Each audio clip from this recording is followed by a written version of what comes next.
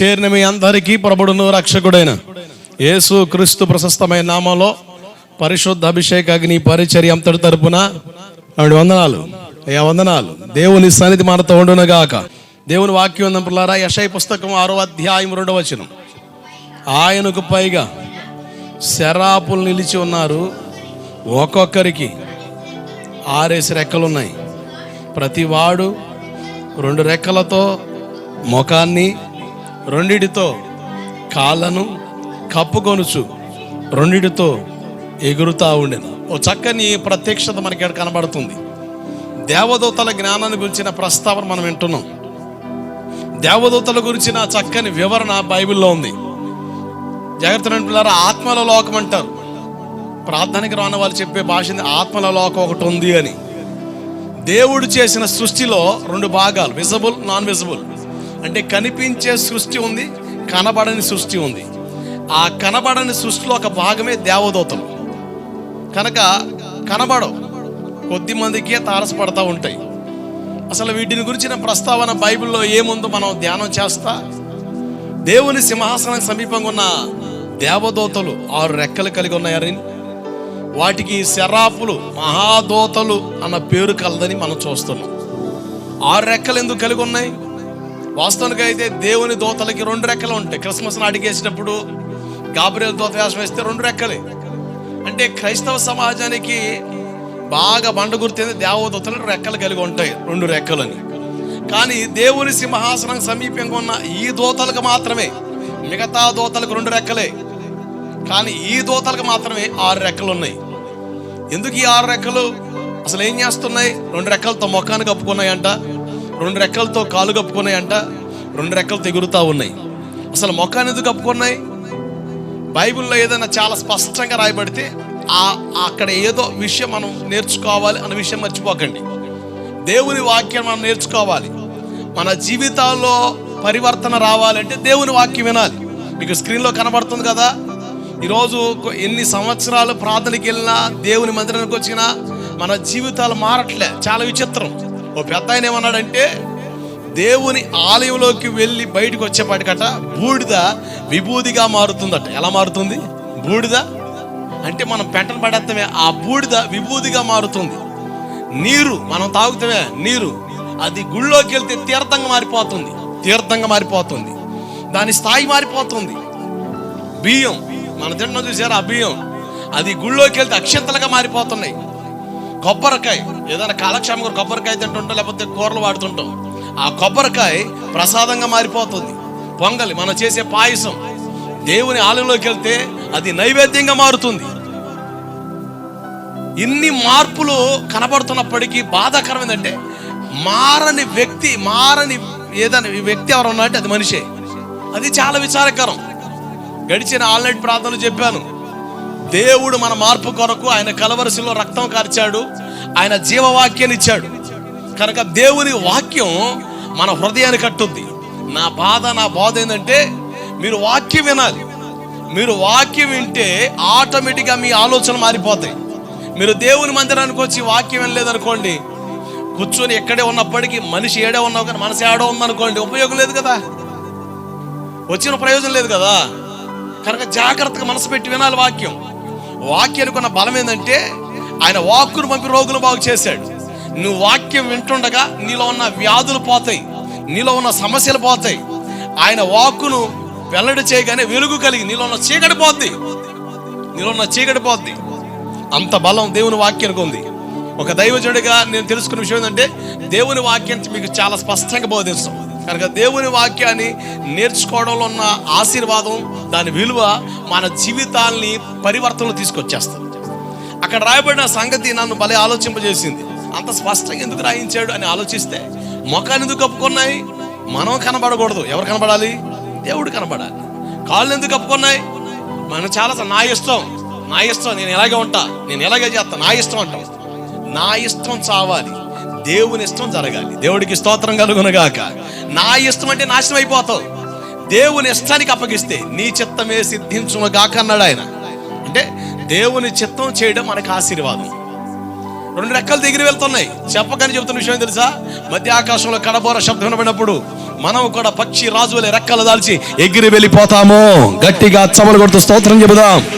హల్లెలూయా. ఎగిరి వెళ్ళాలంటే యోబు పుస్తకం 34:20 అంటారు, బలవంతులే దైవికంగా కొనిపోబడతారు అని. అంటే బలహీనులు దైవికంగా కొనిపోబడలేరనే కదా అర్థం. అసలు ఏ బలం ఇది? తింటే వచ్చే బలమా, తాగితే వచ్చే బలమా, తేరగా తిరిగి వచ్చే బలమా? ఇటువంటి బలాల గురించి బైబిల్ ఎక్కడ ప్రస్తావించబడలేదు. ఆత్మ సంబంధమైన బలాల గురించి బైబిల్ ప్రస్తావించబడింది. ఎస్తేరు పుస్తకం 10వ అధ్యాయం 2-3 వచనాల్లో మొర్దుకై బలమును గూర్చి అని ఉంది. ఎవరి మొర్దుకై? చెరపట్టబడిన యూదుడని. అసలు ఇతని బలం ఏంటి? ఇతను బెన్యామీను గోత్రికుడు. మన బలం ఏంటి? మనం దేవుని పిల్లలం. నేను క్రైస్తవుణ్ణి, నేను దేవుని బిడ్డను, అది మన బలం. నేను దేవుని పిల్లోడిని అని చెప్పడం మన బలం. దానికి ఉన్న బలం ఏం తెలుసా? లోక రాజ్యాన్ని వణికించగలుగుతుంది. ఆమేన్. ఆ బలం నీకు తెలియాలి.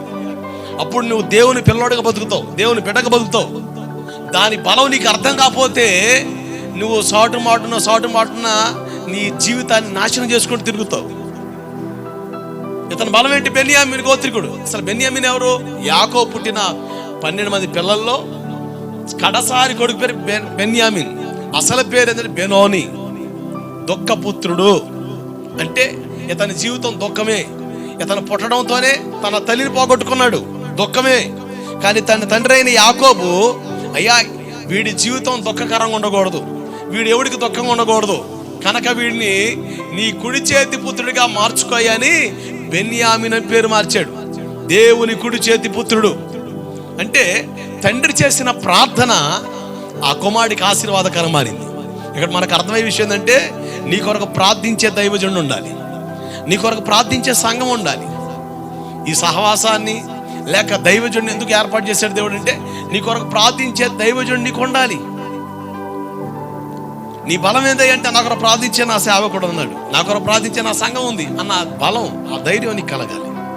రెండోదిగా ఎస్తేరు పుస్తకం 2వ అధ్యాయం 21-22 వచనాల్లో ఈ ద్వారపాలకుడుగా పనిచేస్తున్న ఈ మొర్దుకై నాకెందుకులన్నీ ఉండకుండా నమ్మకత్వాన్ని కనపరచడం ద్వారా రాజు ప్రాణాలు, ఆ దేశాన్ని పరిపాలించే రాజు ప్రాణాలు కాపాడబడ్డాయి. ఇతని బలం ఏంటి? నమ్మకత్వం. నమ్మి నానబోతి పులిసి పూరులు కాకూడదు. నమ్మకత్వం. దేవుడు మనల్ని నమ్మాడు, అందుకని ఈ రక్షణ జీవితం ఇచ్చాడు. దేవుడు మనల్ని నమ్మాడు, అందుకని ఈ జీవితాన్ని ఇచ్చాడు. దేవుడు మనల్ని నమ్మాడు. అక్టోబర్ నెలలోనే కాలగర్భంలో కలిసిపోవాలి. అసలు బ్రతకడానికి అవకాశమే లేదు మన బ్రతుకుల్లో. సైతానగాడు ఎప్పుడు దొరుకుతామో చంపేద్దాం, మన జీవితాన్ని పాడు చేత వాడు కంకణ గడుగు తిరుగుతుంటే దేవుడు మనం బ్రతకనిస్తున్నాడు. కారణం ఏంటి తెలుసా? నమ్మాడు. ఈ రోజు కాబట్టి రేపటికన్నా మారుతాడు కదా, ఇప్పటి కాబట్టి రేపటికన్నా మారుతుంది కదా, ఇలాగే చచ్చిపోతే నరకాన్ని పోతావు కదా అని దేవుడు అవకాశాలు ఇస్తున్నాడు. కారణం ఏంటి తెలుసా? ఆయన నన్ను నమ్మాడు, ఆయన నిన్ను నమ్మాడు. నమ్మకత్వం. మనం కూడా దేవునికి నమ్మకస్తులుగా బ్రతకాలి. బైబిల్ చెబుతుంది సామెతలు 28:20 ప్రకారంగా, నమ్మకస్తునికి మెండైన దెబ్బలా దీవెనలా. దెబ్బలంటే ఎవరికైనా భయమే, దీవెనలంటే ఏలని వేరు, నాకు కావాలంటాం. మరి ఎవరికి దీవెనలు? అక్కడ ఒక షరతు ఉంది, అక్కడ ఒక కండిషన్ ఉంది. ఎవరికి? నమ్మకస్తుడికి. బైబిల్లో 66 పుస్తకాలు ఉన్నాయి. 66 పుస్తకాలు 5 సంగతులు కనపడ్డాయి నాకు.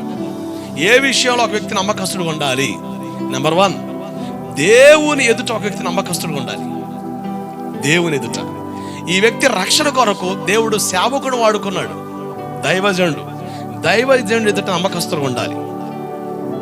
రక్షించబడి మన గాల్లో వదిలేయలేదు. కలగ చేసిన ఆదాముని ఏదేని తోటలో చేర్చినట్లుగా, గాయపడిన బాటసారిని కోటకోలు వానింటికి చేర్చినట్టుగా దేవుడు ఈ పరిశుద్ధ అభిషేక అగ్ని అనే పరిచర్లను చేర్చాడు.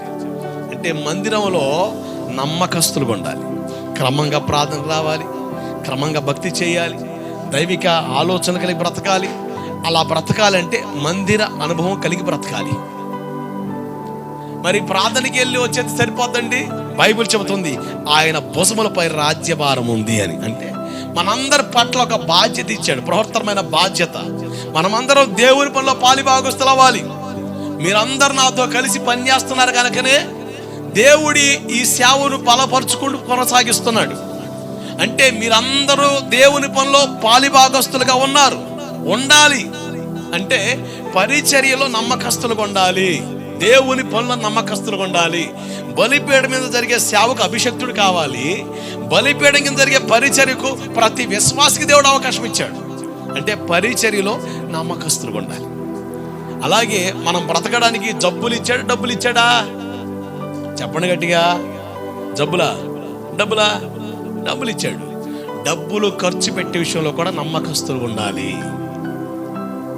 దేవుడు మన లెక్క అడుగుతాడు. మనకు తెలుసు ఆయన తీర్పు తీర్చినప్పుడు ప్రతిదానికి లెక్క అడుగుతాడని.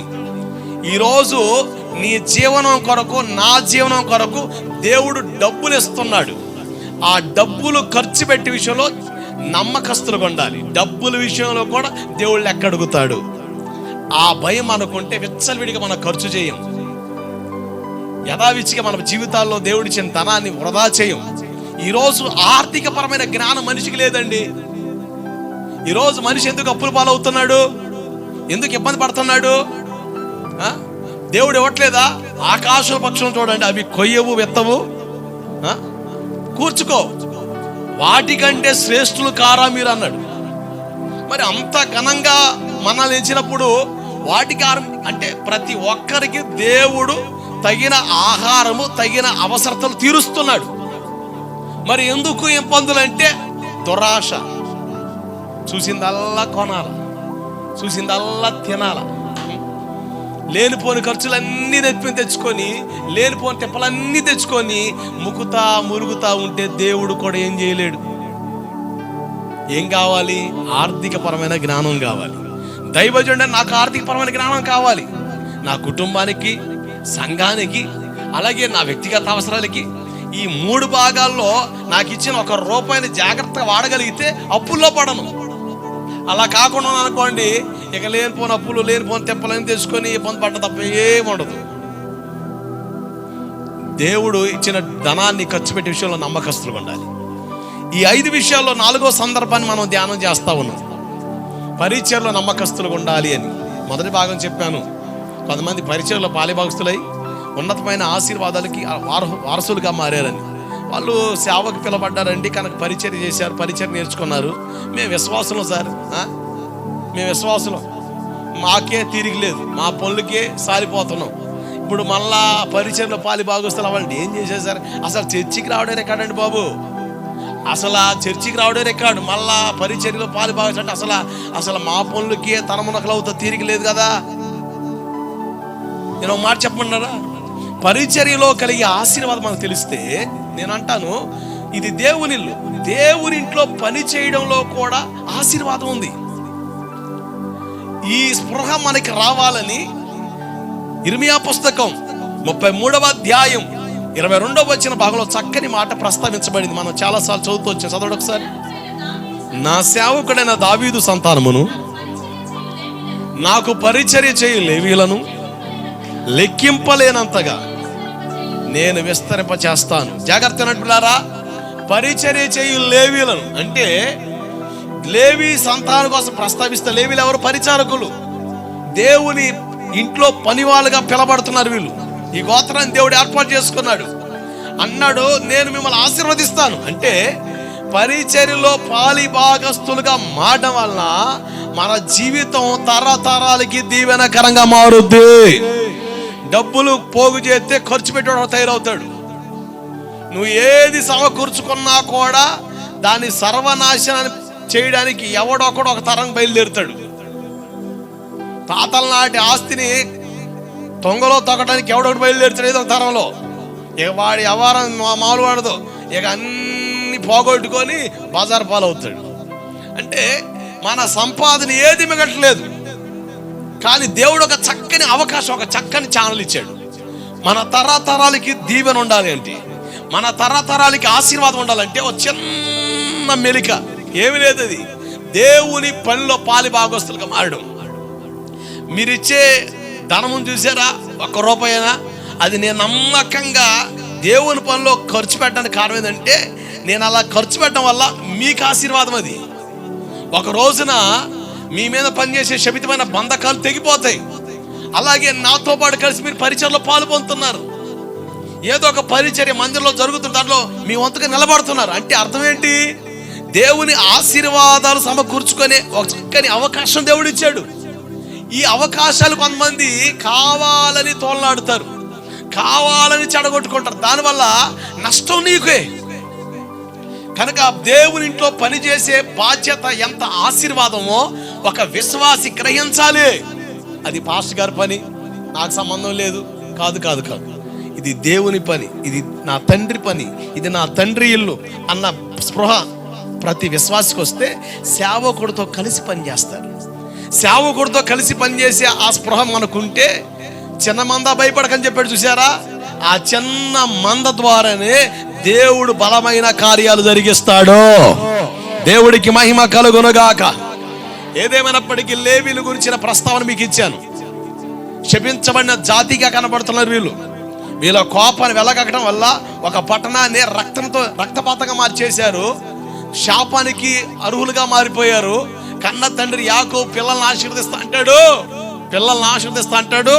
ఇదిగో లేవి, షిమియోన్, మీ కోపం వేండ్రమైనది, మీ సంఘంలో ఎవరు చేరకూడదని దేవుని శాపాన్ని వాళ్ళ ఎదుట పలికేశాడు తండ్రి. జాగ్రత్త అంటున్నారా? మరలా ఒక మాట చెప్తున్నాను, మన తల్లిదండ్రులు ఇచ్చే ఆస్తి ఏదైనా ఉందంటే భౌతిక సంబంధమైన ఆస్తులు అనుకుంటే తలకాయలు పగలు కొట్టుకుంటాం. సొంత తమ్ముడినే కడ తెరిచిన సొంత అన్న, దేనికి? ఆస్తి తగాదాలు. వాస్తవం చెప్పమంటారా? మనం తల్లిదండ్రుల దగ్గర నుంచి పొందుకునే ఆస్తి ఏదో ఉందంటే అది తల్లిదండ్రుల ఆశీర్వాదం. దేవుడికి స్తోత్రం కలుగునుగాక. తల్లిదండ్రుల ఆశీర్వాదం మనకు ఉండాలంటే వాళ్ళ అవసర కాలం ఏం చేయాలా? ఒక ముద్ద వేయాలా. ఈరోజు చాలా మంది తల్లిదండ్రులు పట్టించుకోవట్లేదని, ఈరోజు ఏ ప్రభుత్వం వచ్చినా దేవుడు చక్కని స్పృహ ఇచ్చాడు, పింఛన్లు ఇవ్వడం. ఆ పింఛన్ల ద్వారా బ్రతికే కుటుంబాలు చాలా ఉన్నాయి. పిల్లలు లేదా ఉన్నారు, పట్టించుకోండి. నేను అంటాను, అవసాన కాలంలో తల్లిదండ్రుల విషయంలో మనం కలగ చేసుకోవడం వలన అది మనకు ఆశీర్వాదం. వృద్ధాశ్రయాలు ఎక్కువైపోతున్నాయి. అంటే అవసరం తీరిన తర్వాత తల్లిదండ్రులు పట్టించుకొని పిల్లలు ఎక్కువైపోతున్నారు. సొసైటీలో చాలా మూర్ఖత్వం కనబడుతుంది. బైబిల్ చెబుతుంది, నాకు అర్థమైంది ఒకటే, మన తల్లిదండ్రులు ఇచ్చే ఆస్తి ఏదో ఉందంటే, అరే నీకు 2 ఎకరాలు ఇస్తానా, అది ఉంటుందో పోద్దో తెలియదు. నేను సక్రమం చేస్తే ఉంటుంది, నేను సరిగ్గా లేనక అది పోద్ది. నేను సక్రమం చేసినా నా పిల్లోడు వస్తాడు, వాడు దాన్ని నాశనం చేస్తాడు. కానీ నా తల్లిదండ్రులు ఇచ్చే ఆశీర్వాదం ఉంటుంది చూసారా, రే నువ్వు నిండు నూనెలకు దీవించబడాలరా అన్న ఆశీర్వాదం మాట్లాడరు చూసారా, అవి నా తరానికి దీవెనకరంగా మారిపోతాయి. దేవుడికి స్తోత్రం కలుగునుగాక. నిజమైన ఆస్తి ఏదో తెలుసా? తల్లిదండ్రుల దీవెన. ఆట మీద వేస్తాడు, అమ్మ ఆశీర్వాదాలతో, ఏంటి నాన్న దీవెనతో. డాక్టర్ డబ్బులు వచ్చి నేను తెలిసిన తర్వాత రాత్రి అంతా రేలేస్తాడు వాళ్ళమ్మని, ఏ ముసల్దాన్ని ఎత్తావా సత్తావా చంపేస్తానని. ఇక ఈడు పోరు తట్టుకోలేక ఆడి చేతిని పెడితే తెచ్చి వెనకాల పెడతా, అమ్మ దీవెన. అబ్బా అసలు ఏం దీవెన పొందారా నువ్వా? ఆ మధ్యలోనే ఆడు ఎత్తిపోతాడు. ఎవడు ఫైనాన్స్ వాడు. ఎందుకు అంత దీవెన తెచ్చుకుంటు? దరిద్రుడా, మనస్ఫూర్తిగా ఇచ్చింది రామ్మ, బలవంతంగా లాక్కుంటువే, ముక్కు పిండి వసూలు చేస్తే ఉపయోగం ఉంది రా బాయ్. ఈరోజు జరిగే పరిస్థితులు ఇవే. నిజమండి, బైబిల్ నేర్పుతున్న సత్యం ఒకటే, మన తల్లిదండ్రులు ఇచ్చే ఆస్తి వాళ్ళు కష్టపడి సంపాదించి పోగేసి, అరే చిన్నవాడు ఇదిగో నీకు ఒక ఇల్లు అంటే తల్లిదండ్రులుగా అవి ఇవ్వద్దని కాదు, ఇవ్వాలి, అది మన బాధ్యత. ఓ మంచి తండ్రి అట పిల్లలకి ఆస్తి పోగు పెడతాడట. ఆస్తే ఆశీర్వాదం అనుకోవడం పొరపాటు అంటున్నాను. నిజమైన ఆస్తి ఏదంటే తల్లిదండ్రుల దీవెన. దేవుడికి స్తోత్రం కలుగునుగాక. హల్లెలూయా. ఒక తండ్రి వాళ్ళ పిల్లల్ని శపితంగా మాట్లాడేశాడు. దేవుని ఆశీర్వాదానికి అర్హులుగా లేరు వాళ్ళు. కానీ ఆశ్చర్యం, ఆత్మీయ తండ్రి, సేవకుడు, సంఘ కాపరి, లేవీయులు దేవుని కొరకు నిలబడిన ఆ విధానాన్ని బట్టి మోషే పాస్టర్ గారు అంటాడు, ఊరిమ్ము తుమ్మిమ్ము నీ భక్తునికి కలదు. అంటే ఒకప్పుడు శపించబడిన వాళ్ళు, దేనికి పనికిరాని వాళ్ళు, వాళ్ళ గోత్రానికి పిల్లనివ్వడానికి కూడా అదురుపోయారు. రే యాకోబు గారి పిల్లల్లో ఎవరిక నువ్వు కానీ లేవి పిల్లలకి ఇవ్వకరా. ఎందుకో తెలుసా? అమ్ము వాళ్ళు దుర్మార్గులరా. ఆడపిల్లలు ఎవడ కూడా భయపడరా అండి. వాళ్ళతో వియ్య మందిరానికి కూడా భయపడ్డారు. కయ్యాన్ని కాలు దూలుతారా ఇలా? వీళ్ళు మామూలు వాళ్ళు కాదరా, మసిపూసి మారేడుకాయ చేస్తారా అంటే వాళ్ళు ఇక వెలివేయబడ్డట్టు ఉండిపోయారు. ఒకనొక సమయాన మోషే పాస్కర్ దేవుని పక్షంగా ఎవరని కానీ ఆ 12 గోత్రాల్లో లేవి గోత్రికులు నిలబడ్డారు దేవుని కొరకు. ఎప్పుడైతే దేవుని పక్షంగా నిలబడ్డారో వాళ్ళ జీవితాలు దీవెనకరంగా మార్చబడ్డాయి. నేనంటాను, మన జీవితాలు దీవించబడాలంటే నువ్వెవరి తాలూకా ఉండాలి? ఎమ్మెల్యే గారి తాలూకా? ఎవరి తాలూకా అండి? ఈ తాలూకాలు పెట్టుకొని తలకాయలు పాల్గొట్టుకుంటున్నారు అయ్యా. ఈ తాలూకాలు మనం ఎవరి తాలూకా? దేవుని తాలూకా. ఏ తాలూకా?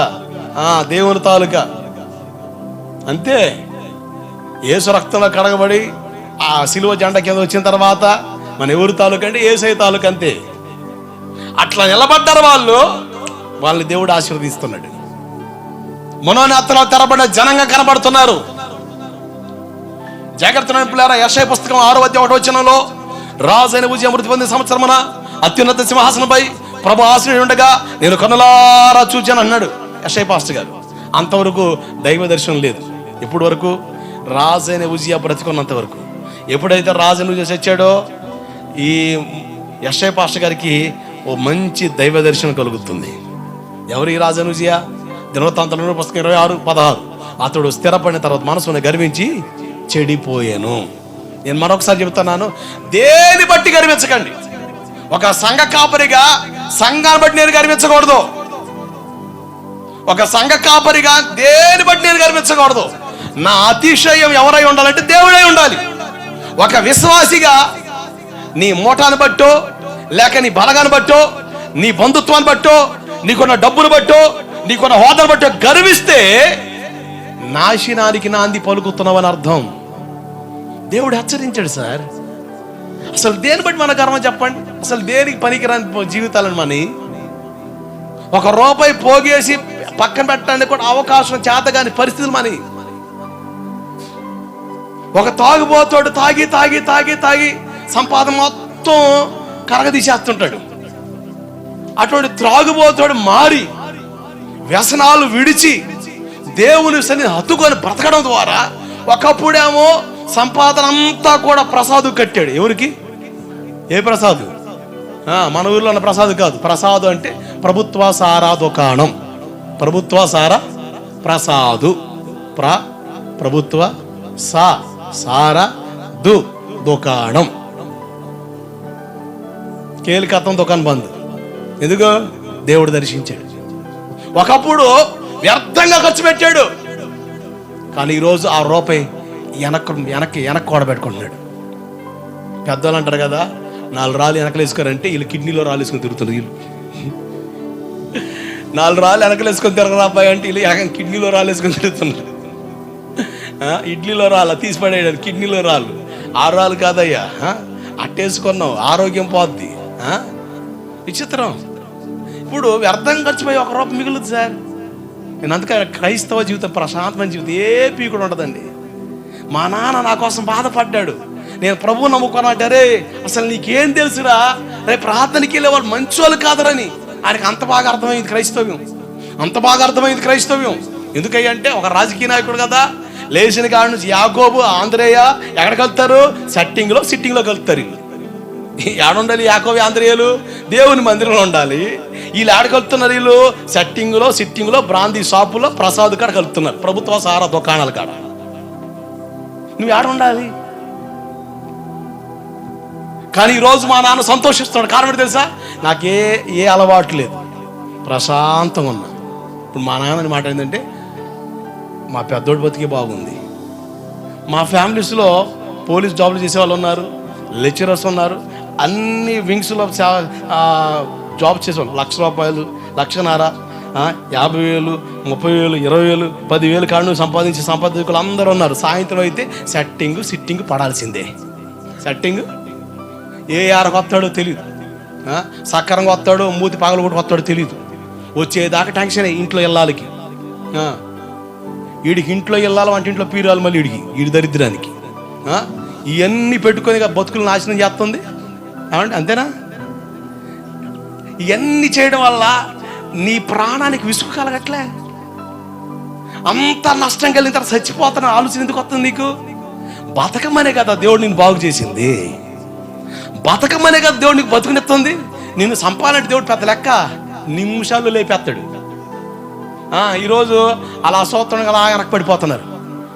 అరే అరే పోయేలా లేదు అన్నారు మనిషి. ఒరే ఇప్పుడు దా మాట్లాడాడు రా, ఆడికి అసలు ఏ రోగం లేదురా, ఏమైంది అర్థం కావట్లే. గట్టిగా మాట్లాడితే డాక్టర్లు ఒకే బోర్డు, హార్ట్ స్ట్రోకు తీసుకెళ్ళిపో. ఇవన్నీ తాలకాయ పోతా కథలు మాకెందుకు, హార్ట్ స్ట్రోకు తీసుకెళ్ళిపో. నువ్వు బతకమనేగా దేవుడు బతికినిచ్చింది. ఒక తండ్రిగా చెబుతున్నాను, ఒక శ్రేయభిలాషిగా చెబుతున్నాను. నువ్వు ఎందుకు ప్రాణం విసిగిపోజేస్తావు? దేవుడు ప్రశాంతమైన జీవితం నీ కొరకు అమర్చి నీకు ఇస్తే దాన్ని నువ్వు బురదలో పెట్టి తొంగలో దొక్కితే నష్టం ఎవరికి? కష్టం వచ్చినప్పుడు దేవుడు కావాలంటే దేవుడు ఎలా ప్రత్యక్షం అవుతాడు? ఆయన అందరిలాగా వెర్రోడు అనుకున్నావా, తెక్కలోడు అనుకున్నావా? నీకున్న తెలివితేటలు ఆయనకి లేవంటావా? ఎంత అజ్ఞానం అండి. ఒక దైవజనుడికి చెప్తున్నాను, మనల్ని ప్రేమించిన దేవుడు ఒక మంచి జీవితం మన కొరకు ఏర్పాటు చేశాడు. దేని బట్టి అతిశయించడానికి అవకాశం లేదు. అసలు దేనికి కొరగాని బ్రతుకులండి మనవి. నేను అందుకనంట దేని బట్టి గర్వించొద్దు. ఒక రూపాయి వచ్చిందని కాలు రగరేయొద్దు, రూపాయి లేదని ముడుచుకొని కూర్చోవద్దు. నీ ధైర్యం దేవుడైతే, నీ ధైర్యం దేవుడే అయితే నువ్వు ఏ స్థితిలో ఉన్నా కూడా నిత్యంతగా దేవుని వైపు తేరు చూస్తావు. గట్టిగా చప్పలు కొడుతూ స్తోత్రం చెబుదాం. హల్లెలూయా. నీకు ఏ బలం కూడా పనికిరాదు. బంధు బలం, ఏ బలం, అది రాజకీయ బలమైన, అధికార బలమైన, మానవ ఏ బలం నీకు పనికిరాదు. అది దైవ బలమైతే దావీదులా చెప్పగలవు, యుద్ధము యెహోవాదే. ఒక దైవజనుడికి చెప్తున్నా, ఒక తండ్రికి చెప్తున్నాను, దేని బట్టి గర్వించొద్దు. దేని బట్టి గర్వించాల అవకాశమే లేదు. ఈరోజు కనబడేది రేపు కనబడదు. ఎండమావు లాంటి జీవితాలు ఇవి, ఆవిరైపోతున్నాయి రెప్పపాటున. మొన్న వచ్చిందిగా ఏ తుఫాన్ అది, మొంతా ఏందా అది, మొంతా తుఫాన్ అంట. అలా కొన్ని ఏరియాలు మొత్తం ఊడ్చుకొని పోయింది. దేన్ని బట్టి? నాకు కారు తెలుసా, మామూలు కారు ఏంది అంతా ₹1,00,000 కారు, అది కొట్టుకుపోతుంది రయ్యా పో. ఎందుకు కార్లు కూడా కొట్టుకుపోవట్లే? నేను కట్టే ఇల్లు డూప్లెక్స్ ఎంతో తెలుసా, ₹1,00,000 పెట్టి అద్దె సోడర్ అయ్యా ఊడి మీద పడుద్ది, పారిపో. ఎందుకంటే మొత్తం ఊడుచు. అంటే అతిశయించడానికి ఏమీ లేదు. దేని బట్టి కూడా అతిశయించలేము. నాకంటే సక్కనోడు, నాకంటే సక్కంది ఎవరు లేరు అనుకుంటావా?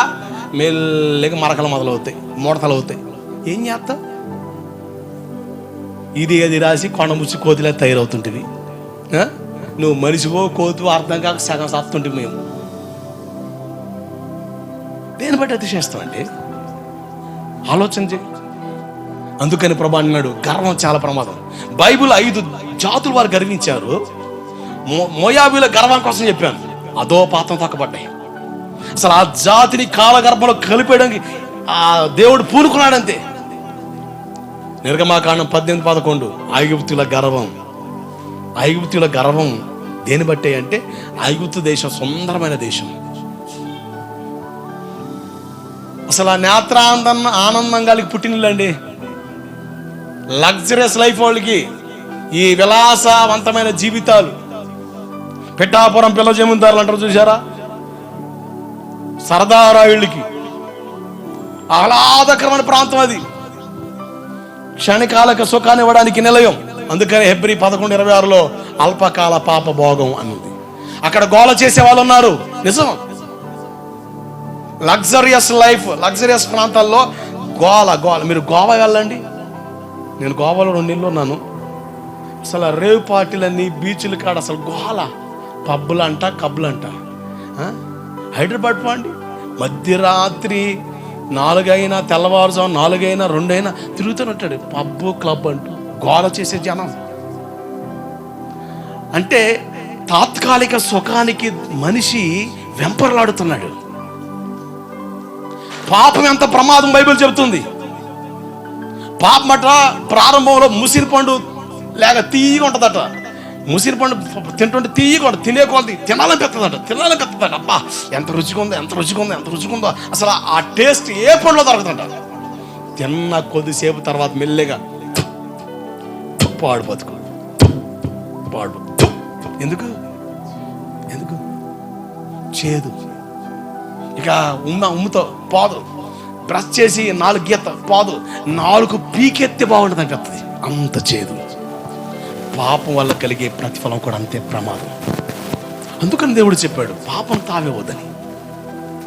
నీ ప్రశాంతమైన జీవితం పాడు చేసుకుంటావు, నీ కుటుంబ జీవితం పాడైపోద్ది.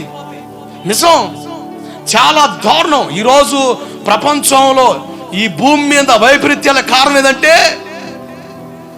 సముద్రం దాని సరిహద్దులు దాటి బయటకు వచ్చేస్తుంది. సముద్రానికి సరిహద్దు ఏం పెట్టాడు? ఇసుక పెట్టాడు. సముద్రం ఎంత పొంగినా ఎంత ఘోషించినా దాటి రాకుండా సరిహద్దు ఇసుక పెట్టాడు. ఈరోజు సముద్రాలు బయటకు వస్తున్నాయి. మొన్న వచ్చిన 4 రోజుల తుఫానికి ప్రభుత్వాలు అలర్ట్ అయిపోయినాయి. అలర్ట్ ఎందుకు తెలుసా? 2006లో ఎవరు ఊహించలే సముద్రంలో కూడా భూకంపం వస్తుందని. దానికి పేరు పెట్టారు తుఫాన్. కొన్ని వేల ప్రాణాలు హరించిపోయినాయి. ఈ తుఫాన్ రాకముందు సముద్రం కొన్ని ప్రాంతాల్లో 5 కిలోమీటర్ ముందరకు వచ్చింది. 5 కిలోమీటర్ ముందరకు వచ్చింది. కొన్ని ప్రాంతాల్లో 5 కిలోమీటర్ వెనక్కిపోయింది. ఏంది ఇవంత ఆశ్చర్యం. శాస్త్రవేత్తలు అమ్మో ఏదో తేడా జరగబోతుంది, ఏదో వైపరీతం కలబోతుంది, అందుకని ఎలా నేను చెప్తాను. ప్రభుత్వ యంత్రాంగాలు పనిచేసే స్థలాలు ఉండొచ్చు, పని చేయని స్థలాలు ఉండొచ్చు. అధికారులు పనిచేసే స్థలం ఉండొచ్చు, పని చేయని స్థలం ఉండొచ్చు. కానీ నా ప్రభు పని చేయని స్థలం అంటూ ఏదీ లేదు. దేవుడికి స్తోత్రం కలుగునుగాక. వైద్య పరికరాలు, వైద్య జ్ఞానం పనిచేయని స్థలాల్లో నా దేవుడు పనిచేస్తాడు. హల్లెలూయా. ప్రభుత్వ యంత్రాంగాలు, ఈ మానవ ప్రయత్నాలు పనిచేసే స్థలాల్లో పనిచేసేది ఎవరైనా ఉన్నారంటే is none other than the God, దేవుడే. ఇక మనిషికి దిక్కెవరై అంటే దేవుడే. చివరి రోజుల్లో చేశాం పరిస్థితులు తారుమాడ కారణం ఏంటంటే మనిషిలో గర్వం బయలుదేరింది. ఆ గర్వం మనిషిని విలాసవంతమైన జీవితానికి ఈడ్చుకుని పోతుంది. బెంగళూరు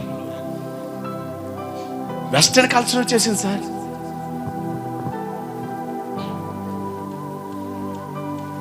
థాయిలాండ్, బ్యాంకాక్లు ఇవన్నీ కూడా విలాసవంతమైన ప్రాంతాలు, డబ్బున్నోళ్ళు తిరిగే ప్రాంతాలు.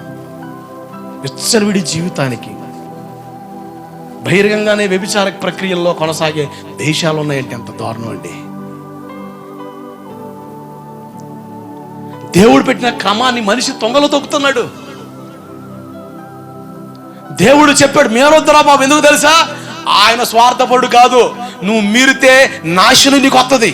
నేను చాలాసార్లు చెప్పాను బైబిల్లో జంతు సంయోగం చేయకూడదు అని. జంతు సంయోగం చేయకూడదని అంటే జంతుతో నువ్వు లైంగికంగా కలవకూడదని దేవుడు చెప్పాడు.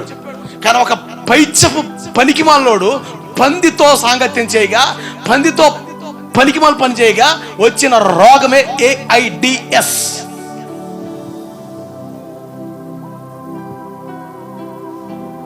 మనిషి దేవుని మాట వింటలేదండి, అసలు వింటలే. మనిషి దేవుని మాట వింటలేదు. నీ పిల్లలు నీ మాట వినకపోతే నీకు ఎంత బాధ. కడుపుని అన్న తింటావా? ప్రశాంతం నిద్రపోతావా?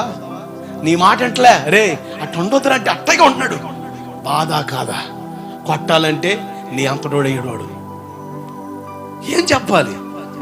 ఎంత మదన పడతావండి, ఎంత ఆందోళన చెందుతావు. దేవుడు కూడా అదే బాధపడుతున్నాడు సార్. అమ్మా నీ విషయంలో నా విషయంలో అదే బాధ అని పడుతున్నాడు. అవయ మార్పుళ్ళు చూసాం. దారుణం తెలుసా? భార్య మార్పుళ్ళట. అంటే ఈడు భార్యతో ఆడు, ఈడి భార్యతో వాడు. చదువు సంస్కారం నేర్పిందా, లేకపోతే ఏం నేర్పుతుంది సార్? చదువు ఎక్కువ కొలది. అందుకని బైబిల్లో ఉంది, అధికంగా అభ్యసించిన వ్యక్సం అవుద్ది అని. నిజమే అనిపిస్తుంది బైబిల్ చెప్పిన మాట.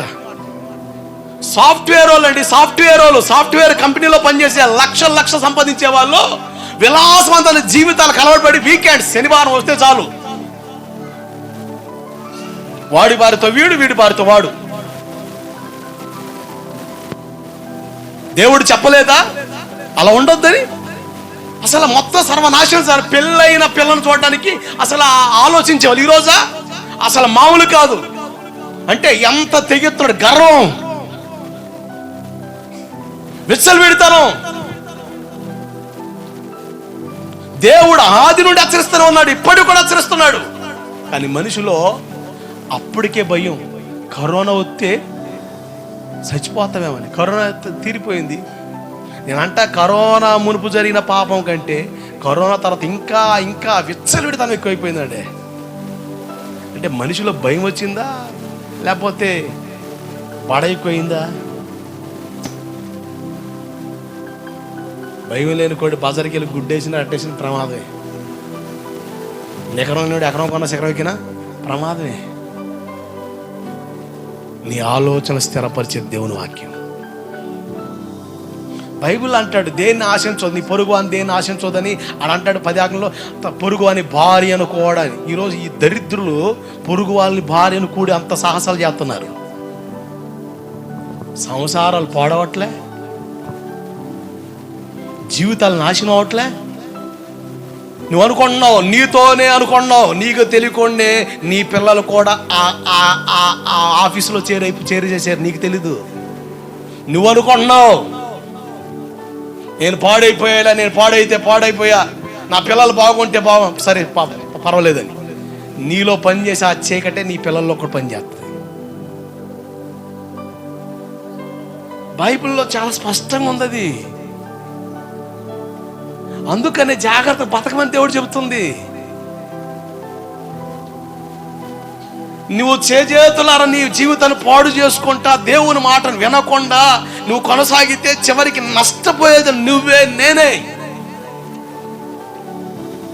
మన కర్నూలు నుంచి బెంగళూరుకి వెళ్తున్న బస్సు రాత్రి తగలబడింది. ఆర్తనాదాలు, బూడిదైపోయారు.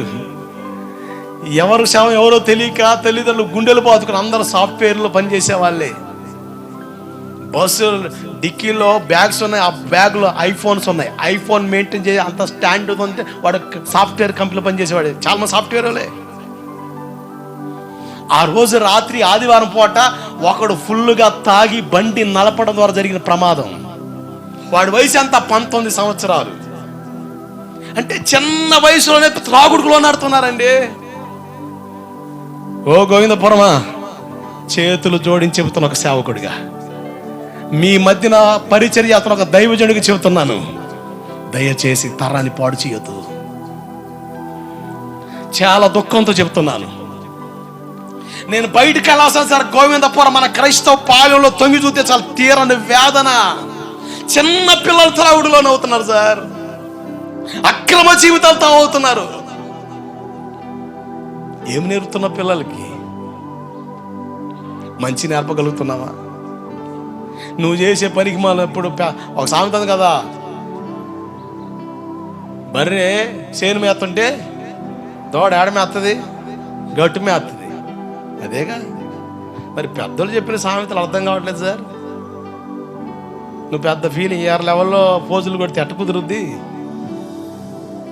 ముందర నువ్వు సెట్ అయిపో, అన్నీ సెట్ అయిపోతాయి. సెట్ కావు నన్ను అడుగు, ప్రార్థన చేద్దాం. దేవుడు కలగజేశాడా? ఇంకేం లేదు, ఇక ఏమైనా చేయగలడు. నీ కథ మొత్తం మార్చగలడు. దేవుడికి స్తోత్రం కలుగునుగాక.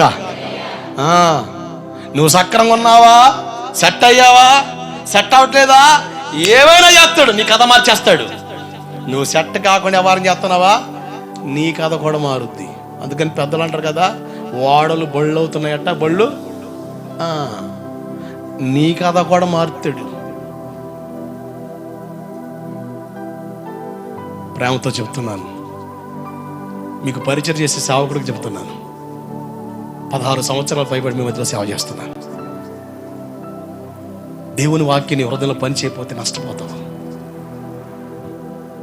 నువ్వు బాధలు ఉంటే నాకు కూడా బాధ, ఎందుకంటే నీకోసం ప్రార్థన చేసే వ్యక్తినిగా. నీ కొరకు నీ సమస్యను నా మనసులో పెట్టుకొని ప్రార్థన చేసేవాడు కదా. నీకంటే ఎక్కువ బాధ నాకుంటుంది, నీకంటే ఎక్కువ బాధ నాకుంటుంది.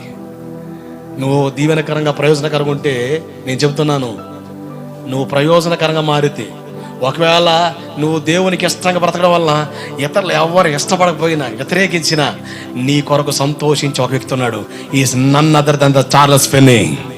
నేను సంతోషిస్తాను, మొదటి స్థానంలో ఉంటా.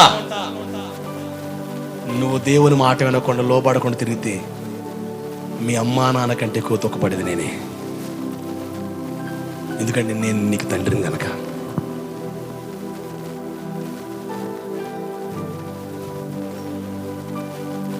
చాలా దారుణమైన పరిస్థితులకి వెళ్ళిపోతున్నాం.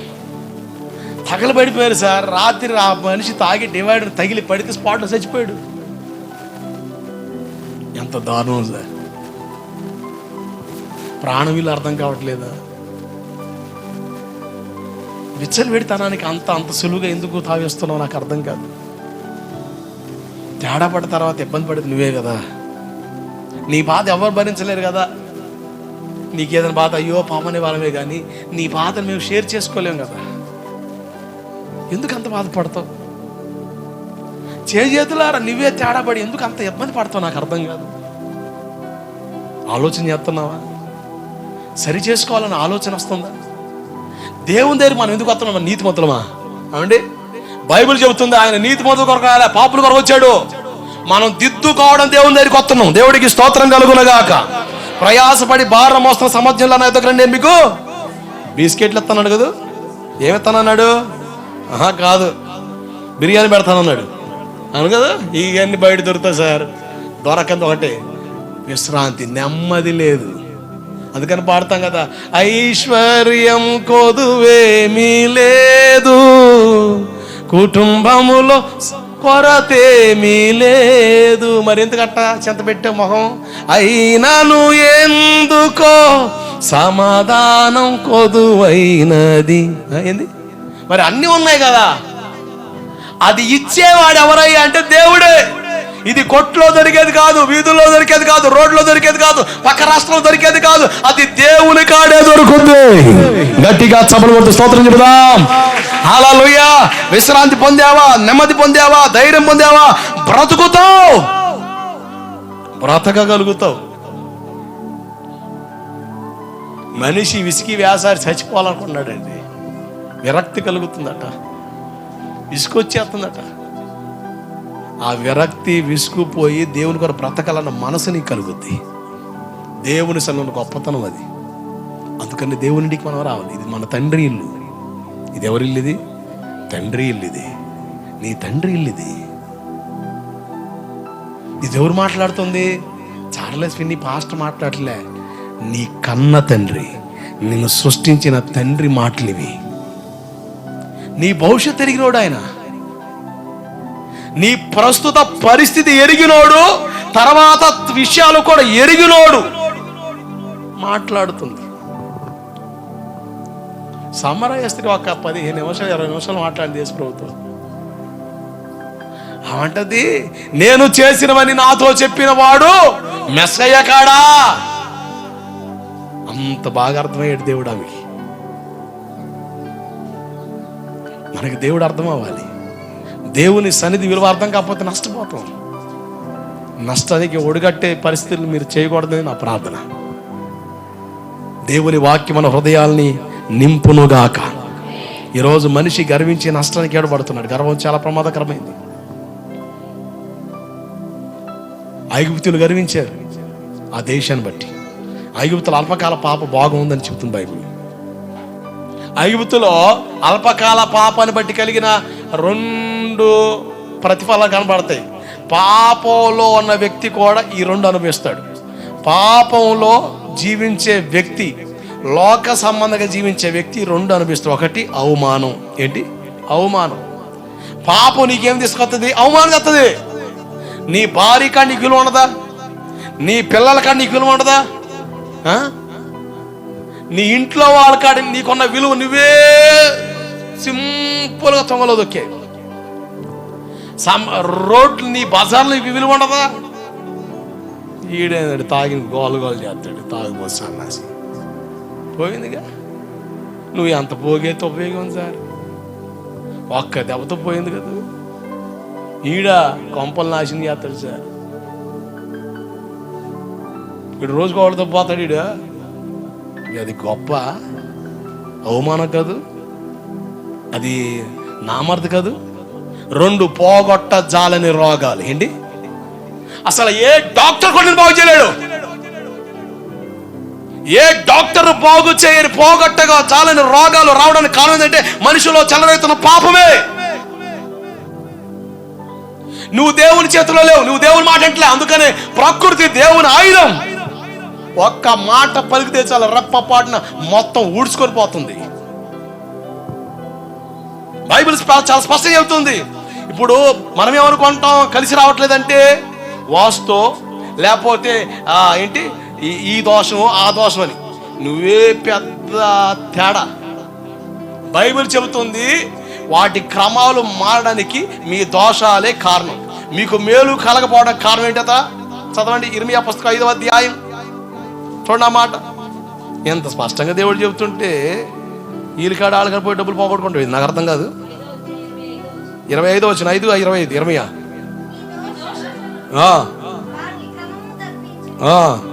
ఇప్పుడు వర్షాకాలం ఎండలు వస్తున్నాయి, ఎండాకాలం వాన పడుతున్నాయి. ఎందుకు? మన దోషాలే కాలగతులు మార్చేస్తున్నాయి. మేలు కలగకుండా వాస్తు ప్రాబ్లమా, నక్షత్ర దోషమా, పేరు బలం లేదా, ఏ బలం కావాలి నీకు? ఇవన్నీ దరిద్రం. నీ బలహీనతను క్యాచ్ చేసుకుని వాడికి వ్యాపారం అయిపోయింది. నీ వీక్నెసే, నీ అవసరమే ఆడికి అవకాశం. నీకు మేలు కలపడం కారణం ఏంటి? వాస్తా నువ్వు చెప్తావు. నేను చెప్తానండి, ఒక ఇంటి కాడ తీసి 10 మంది సిద్ధాంతం తీసుకురండి, ఒక్కోడు ఒక యాంగిల్లో చెప్తాడు. ఎందుకంటే దాంట్లో వాస్తవం లేదని వాళ్ళు తెలుసు కనుక. దేవుడికి స్తోత్రం కలుగును కాదు. నేను బైబిల్ ఆధారం చేసుకుని మాట్లాడుతున్నా. దీన్ని మీరి ఎంత తెలుగు చెప్పినా అది తేలిపోవడమే. ఎందుకంటే అనంత జ్ఞాని మాట్లాడిన మాటలు ఇవి. సృష్టికర్త ఎవరో, సృజించిన దేవుడు మాట్లాడుతున్న మాటలు ఇవే.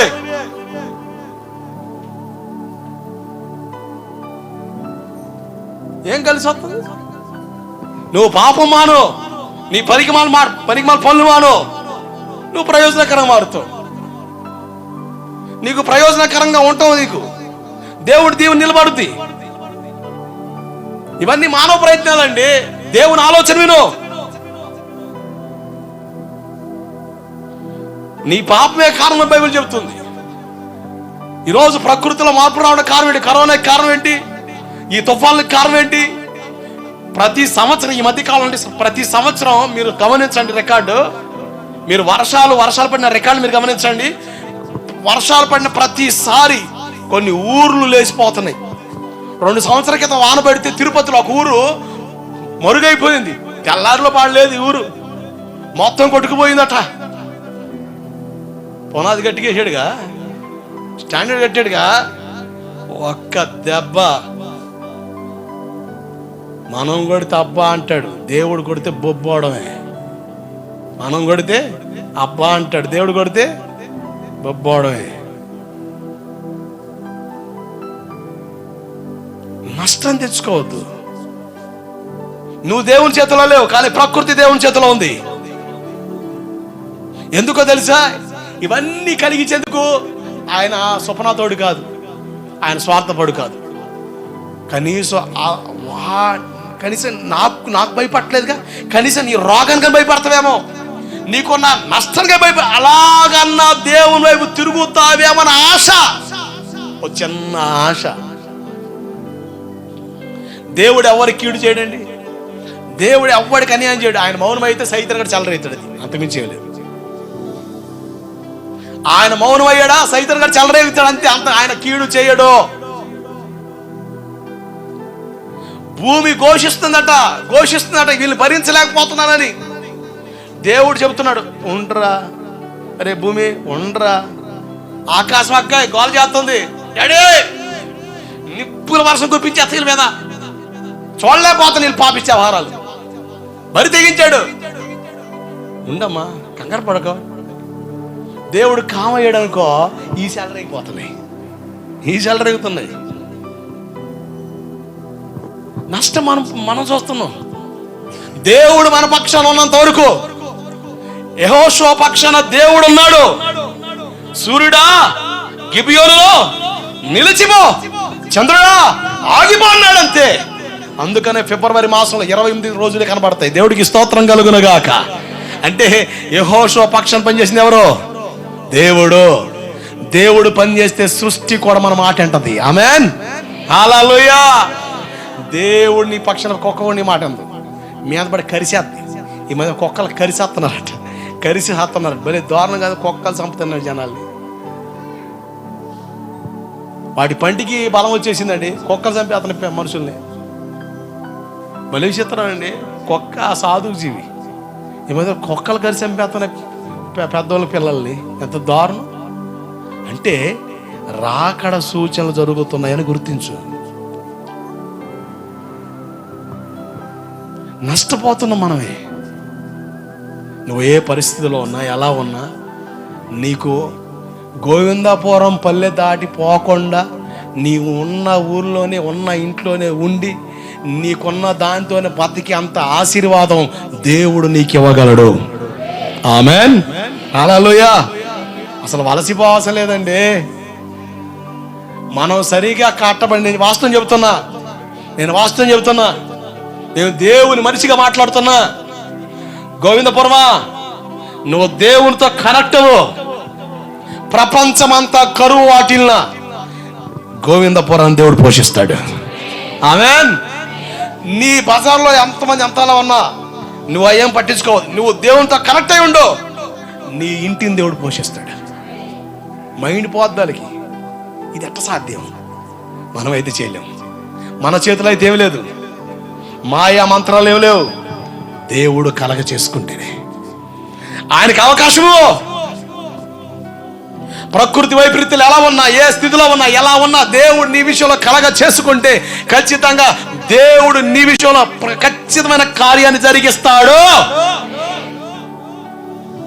విజయవాడ బైక్ మర్డర్ జరిగింది. ఒక రౌడీ షీటర్ ప్లస్ ఒక రాజకీయ వేత్త చంపబడ్డాడు. కర్ఫ్యూ ఏర్పడింది. డిసెంబర్ 26వ తారీఖు జరిగింది మర్డర్. అది తెల్లవారుజాము జరిగింది. మొత్తం కర్ఫ్యూ. పేరు మోసిన ఒక రౌడీ షీటర్గా కనబడుతున్నాడు.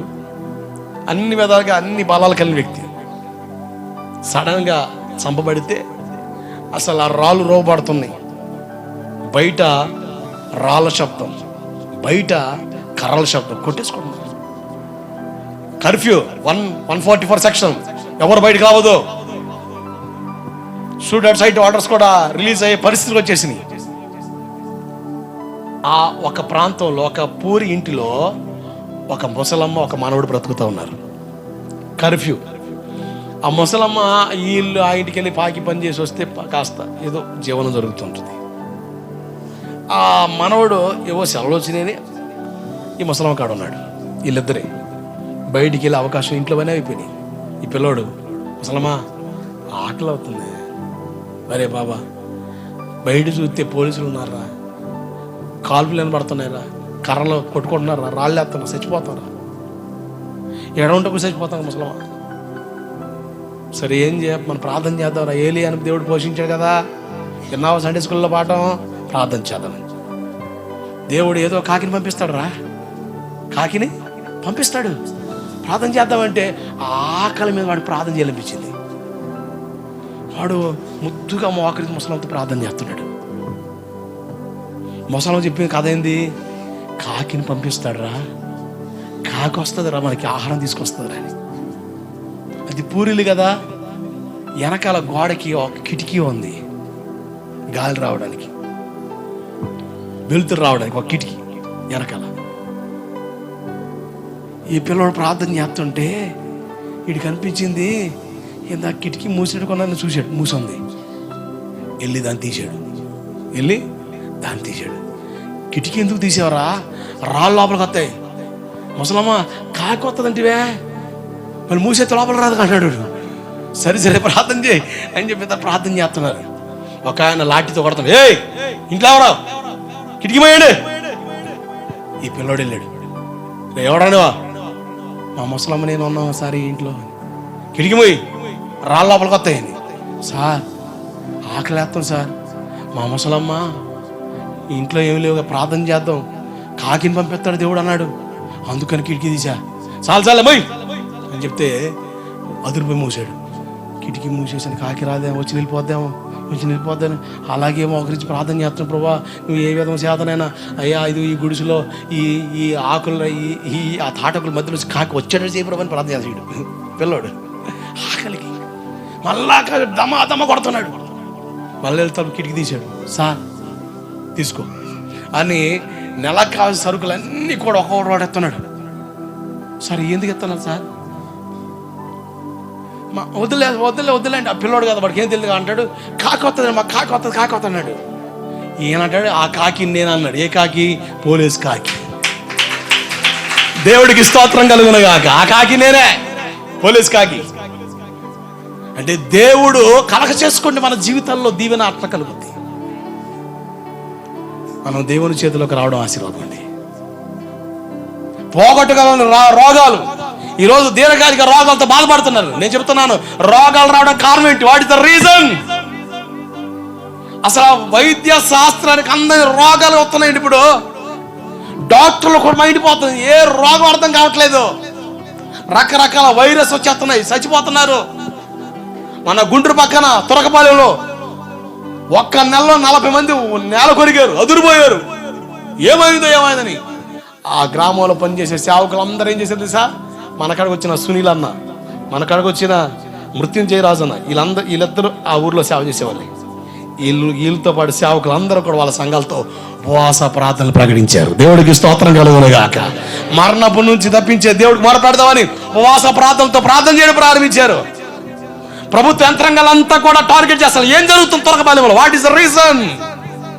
ఒకడు వాటర్ పొల్యూట్ అయిపోయింది అన్నాడు. ఆ నీళ్ళు తాగితే రోగాలు వస్తున్నాయి అంటాడు.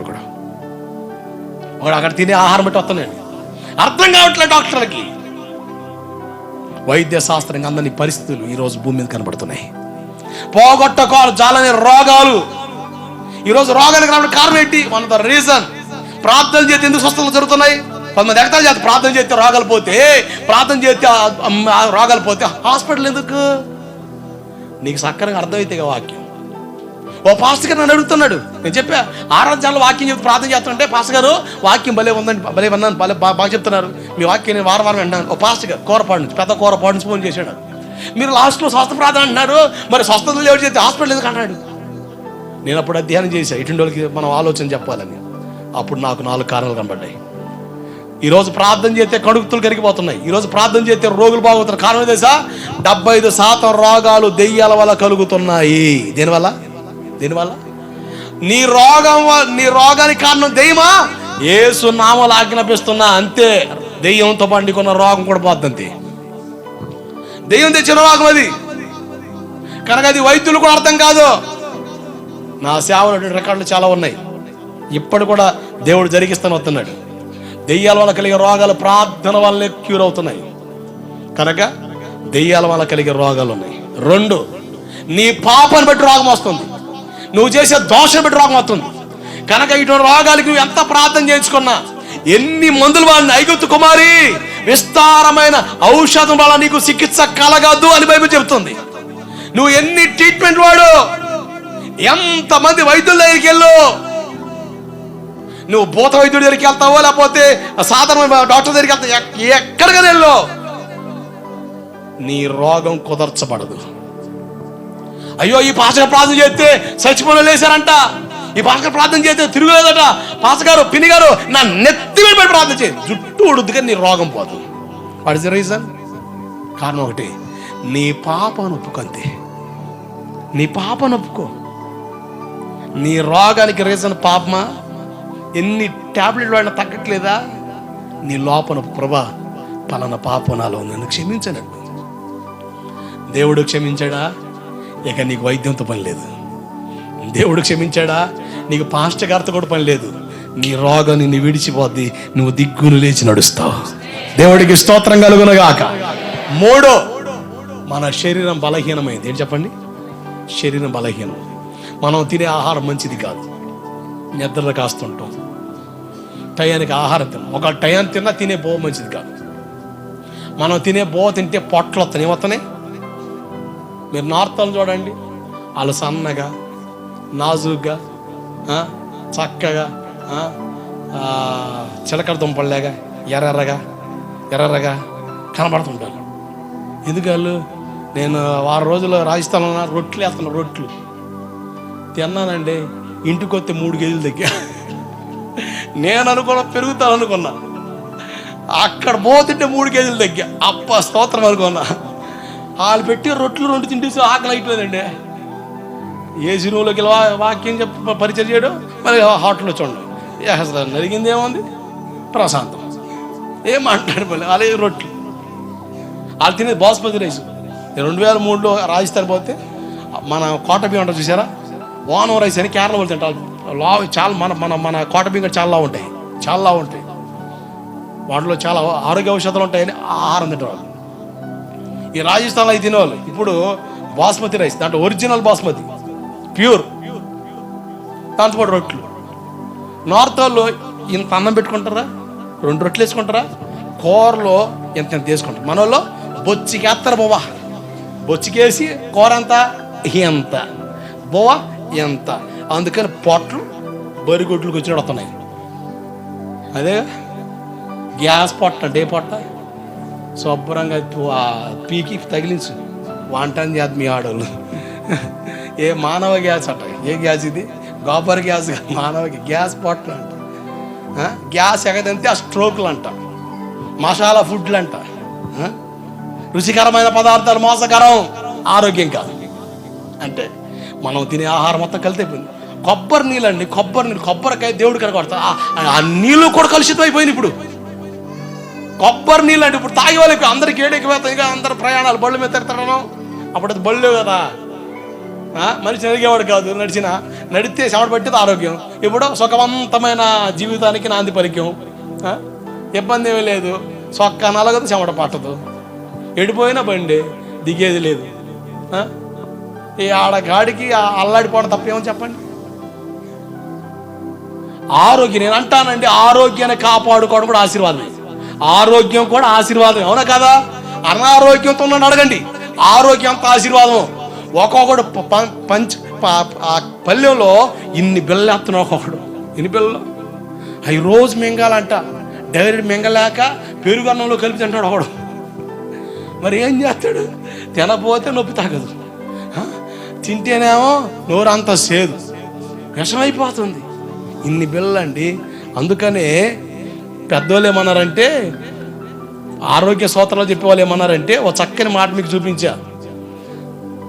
మనం తినే ఆహారమే మందులా పనిచేయాలి, కానీ మందుల ఆహారం కాకూడదు. అర్థమైందా? దేవుడు మనకి మంచి ఆహారం ఇచ్చాడు, వాటిలో ఔషధ గుణాలు ఉన్నాయండి. ఇప్పుడు రక్తం పట్టనంటే ఏం తినమన్నాడు డాక్టర్? బలం బిల్ల వేసుకోమన్నాడా? ఏం వేసుకోమన్నాడు? ఏం తినమన్నాడు? Carrot, beetroot. అవి ఎవరు చేశారు? డాక్టర్ గారు చేశాడా? దేవుడు. అవి తిన్నాంగా. సొరకాయ ఎవడు చేశాడు? మన సొరకాయ తిన్నాంగా. అందుకని హార్ట్లో ఉన్న హోల్స్ మూగి పెడుతున్నాయి. సొరకాయ చాలా మంచిదండి, వారం ఒకసారి వాడడం మంచిది. ఏం పాస్టర్ గారు, మీరు పాస్టరా డాక్టరా? నేను డాక్టర్ని కాదు, పాస్టర్ని. కానీ నా దేవుడు ఆరోగ్య స్తోత్రాలు కూడా చెప్పాడు. దేవుడికి స్తోత్రం కలుగును గాక. ఈ డిడెంట్ సే బ్యూటీ టిప్స్, ఈ సెట్ ఓన్లీ హెల్త్ టిప్స్. ఆయన అంతానికి రహస్యాలు చెప్పలే. ఏంటి నీ ముఖం మెరవాలి అంటే, ఈ అందరికి రహస్యాలు చెప్పలే, ఆరోగ్యానికి రహస్యం చెప్పాడు. దేవుడికి స్తోత్రం కలుగును గాక. ఆరోగ్యం అంటే అందంగా, కొంతమంది లావుగుంటే బాగుంటుందని చెప్పి లావు అవుతుంటారు. బక్కగా ఉంటే సన్నగా ఉంటే బొక్కలు బాగడం ఈ అడ్డం పడి తిని అడదవుతున్నారు. ఇప్పుడు అందం కోసం చూస్తే అరగంట బతుకుతావు, ఆరోగ్యం చూస్తే 6 నెలలు బతుకుతావు. దేవుడికి స్తోత్రం కలుగును గాక. ఆరోగ్యం కావాలా, అందం కావాలా? ఇప్పుడు ఏం కావాలి చెప్పు? బతకాలంటే ఆరోగ్యం ఉండు, అందమే కావాలంటే అరగంట సత్తావు, ఏది పడితే అది తినేదావు, ఇక చేసేది ఏమి లేదు. మొత్తానికి ఆరోగ్య విషయంలో కూడా మనం జాగ్రత్తలు తీసుకోవాలి. ఇంటి తినాలి, మనం తినే ఆహారం మంచిది కాదు. మొత్తం ఆహార నియమాలు చాలా మార్పు వచ్చేసేయాలి. నూనెలో కూడా కల్తీలు వచ్చేసినాయి. హోటల్స్లో వాడే నూనె వాళ్ళు కొనే లీటర్ 10 రూపాయలు. అది ఎట్టవుతుంది అంటే అట్నే వస్తుంది. బరిగొడ్లు కోసినప్పుడు ఎముకలు ఉంటారు చూసారు, ఆ ఎముకల్ని ఆ కొవ్వుని కరిగించి తీసిన నూనె.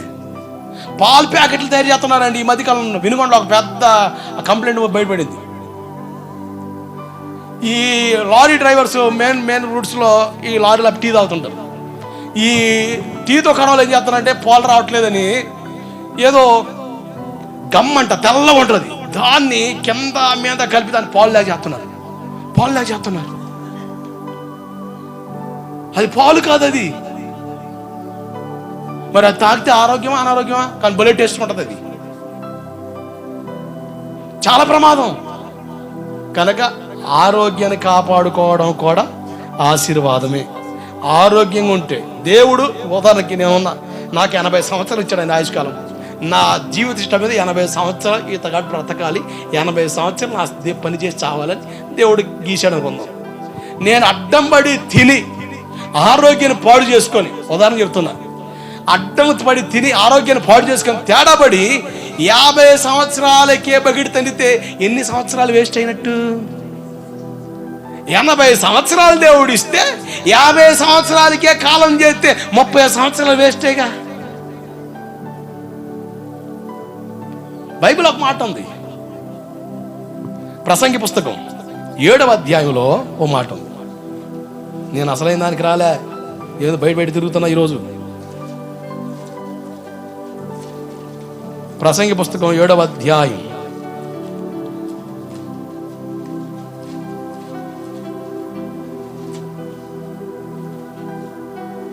17వ వచనం. 7:17. అధికముగా దుర్మార్గ పనులు చేయొద్దు బాబు, బుద్ధిహీనంగా తిరగొద్దు, నీ కాలమునకు ముందుగా నీవు ఎలా అంటే అర్థం ఏంటి? 80 సంవత్సరాల వయసు ఇస్తే నువ్వు అడ్డం పడిపోయి దుర్మార్గంగా బ్రతికి బుద్ధిహీనంగా తిరిగి పుట్టుకు జర డుముక్కుమే అంటే ఎవడిది లెక్క చెప్పాలా? ఎవడికి బాధండి? నీ కాలము రాక మునిపి నువ్వు ఎలా చచ్చిపోతావు అంటే అర్థం ఏంటి? దేవుడికి 80 సంవత్సరాలు ఇస్తే 30 సంవత్సరాల వయసులోనే ఇప్పుడు ఆ వ్యక్తి తాగి డివైడ్ కూడా చచ్చిపోయిన ఆ వ్యక్తి 19 సంవత్సరాలు ఉంటాయి. దేవుడు ఆ వ్యక్తికి 50 సంవత్సరాలు ఇచ్చాను అనుకున్న ఉదాహరణకి, ఎన్ని సంవత్సరాలు వేస్ట్ అయినట్టు? ఎందుకు చచ్చావు? నీ చావు కారణం ఏంటి? ఎలా చచ్చావు? ఫారెస్ట్ రిపోర్ట్ ఏం చెప్తుంది? వీడు మద్యం తాగి బండి నడిపాడు, అలా నడపడం వల్ల డివైడర్ గుద్ది స్పాట్లు అయిపోయాడు. ఆహారం కాని దాని కొరకు ఎందుకు నువ్వు నీ డబ్బులు వ్యర్థం చేసుకోవడం చెప్తుంది బైబిల్. ఆహారం కాందేంటి? మద్యం, సారా, బ్రాంది, ఈ బ్రాండ్లన్నీ ఉన్నాయిగా, ఈ మనకు తెలియలే, ఇక ఈ 3 వినబడతా కానీ మిగతా అది ఏదైనా కానీ కొంతమంది అంటారు బీరు తాగితే ఒళ్ళు వస్తుందట. అరే బుడే జనా, బీరు తాగి ఒళ్ళు వస్తుందిరా? ఒళ్ళు కాదురా. ఓసారి వచ్చింది అనుకుందాం, దేనికి రా ఒళ్ళ? నువ్వే ఎంత ఎత్తుంటివి, ఎట్టుంటివి, వాము ఈడు వస్తాను కొట్టేస్తాడు, హీరోలే చూస్తాడు, ఈడే పెద్ద జీరో, నెట్టకంటే ఆవులు పడుతుంది. ఎవడు అనుకుంటుంది? అరే నువ్వు అంత పండోడు రా, అంత బలం అన్నారు. ఊబొల్లండి, ఇది ఏ ఊళ్ళట? ఊబొల్లంట అంటే ఏమి లేదు. దేనికది రోగాలు తెచ్చుకోవడం తప్ప. కమ్మకి టైంకి అన్నం తిను, బొచ్చుకేసుకొని తిను కావలసి. ఎంత ఆరోగ్యం అండి, ఎంత బలం అండి. ఒక్కొక్కడు పొద్దునే లేచి అది పెద్ద ఆరోగ్య సూత్రం అన్నాడుగా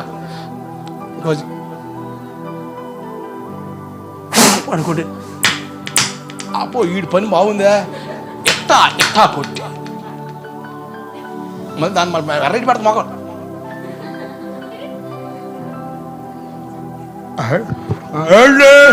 అట్టోళ్ళే ఉండు.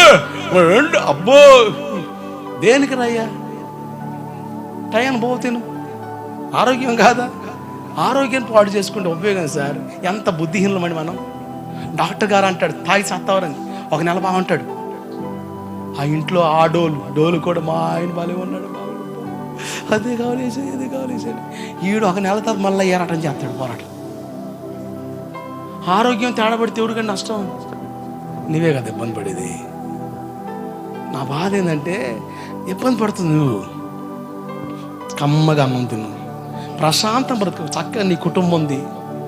కాసేపు కాస్త నీ పిల్లలతో మాట్లాడు, నీ భార్యతో మాట్లాడు, ప్రశాంత్ ఇంట్లో ఉండు. పట్టుమని కూడా ఇంట్లో ఉన్నాడండి. లేచిన కాను చీడు పెద్ద గవర్నమెంట్ జాబ్ లేక రోడ్లు చెప్పని పెట్టుకుంటాడు. లేచిన కాను రోడ్లు ఉడుతున్నట్టు మావాడు. ఉపయోగం ఏదన్నాను, బుద్ధిహీనంగా తిరగొద్దు, అధిక దుర్మార్గంగా పని చేయొద్దు. దేవుడు మన మేలు కొరకు చెప్పాడు. నీ టైం రాకుండా ఎలా చచ్చిపోతావు? దేవుడు నీకు ఇచ్చిన ఆయుష్కాలం అంతా నిండు నూరేళ్ళు అన్నట్లుగా దేవుడిచ్చిన ఆరోగ్యంతో మనం బ్రతుకుతాము గాక. ఆమేన్. ఇది 3వ కారణం. 4వ కారణం చూడండి. ఇప్పుడు 4వ కారణంలోకి వద్దాం.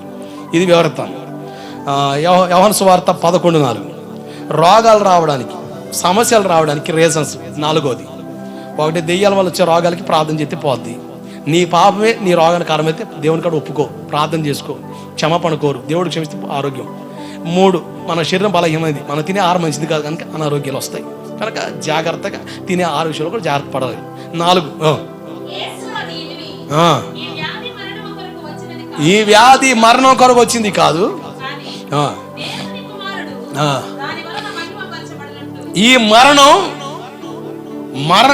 వ్యాధి మరణం కొరకు వచ్చింది కాదు. దేని కొరకు వచ్చిందట? దేవుని కుమారుడు మహిమపరచబడ్డానికి. ఆమేన్. కొన్నిసార్లు కొన్ని విషయాల్లో దేవుడు అనుమతిస్తాడు. ఇప్పుడు యోబు గారి దగ్గరికి సైతాన్ గాడు వచ్చాడు. అసలు ఎక్కడ కూడా అవకాశం లేదు యోబును తాకడానికి. ఎందుకంటే యోబు చుట్టూ దేవుని కంచి ఉంది. పిల్లలను మట్టలేకపోతున్నాడు, ఇంకా తనకున్న పరివారాన్ని కానీ పొలాలను కానీ పాడు చేయలేకపోయింది అగ్ని కంచి. అంత కాపుదల ఎందుకుందయ్యా అంటే యోబు ఉదయాన్నే లేచి ఏం చేస్తాడు? ప్రార్థన చేస్తాడు. ఉదయాన్నే లేచి ప్రార్థించే వారి కుటుంబాల్లో దేవుని కాపుదల ఉంటుంది. ఆమేన్. హల్లెలూయా. దేవుడు కాపాడుతాడు. నీ ఇంట తొంగి చూడగా ఏది తక్కువై ఉండదు. You never lose anything which you had. నీకున్నది ఏది కూడా నువ్వు పోగొట్టుకోలేవు. నువ్వేది పోగొట్టుకోలేవు. ప్రతిదీ దేవుడు ఇస్తాడు. నీ ఇంటి చుట్టూ దేవుడు కాపుదల ఉంటుంది. ఇప్పుడు సైతాన్ గాడు వచ్చి యోబు కోసం వాదన జరిగింది. దేవుడు నమ్మాడు యోబుని. నా దాసుడైన యోబు కోసం నాకు తెలుసు. ఏం తెలుసయ్యా? సైతాన్ గాడు ఏమనుకుంటున్నాడంటే యోబు ఎందుకు దేవుడి దగ్గరికి వస్తున్నాడు అంటే దేవుడి దగ్గర రాగానే కలిసి వచ్చింది. ఏ పని చేసినా కూడా కలిసి వస్తుంది. ఆ ఊజు దేశంలోనే ధనవంతుడిగా మారాడు, కుబేరుడిగా మారాడు.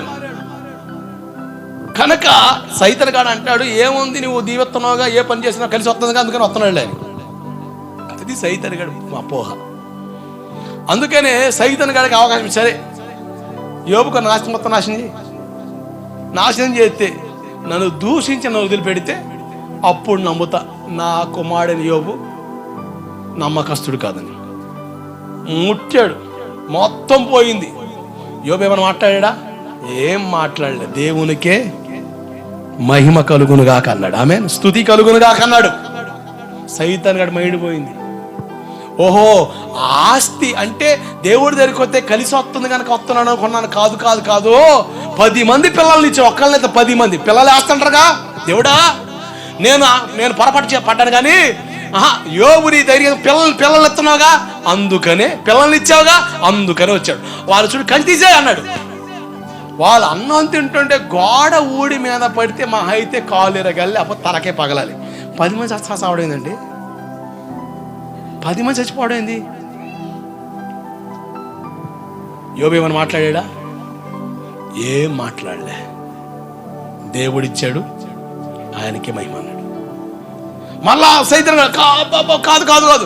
ఓహో, ఆరోగ్యమే మహాభాగ్యం అన్నారు పెద్దవాళ్ళు. ఆరోగ్యం వచ్చాగా అందుకనే.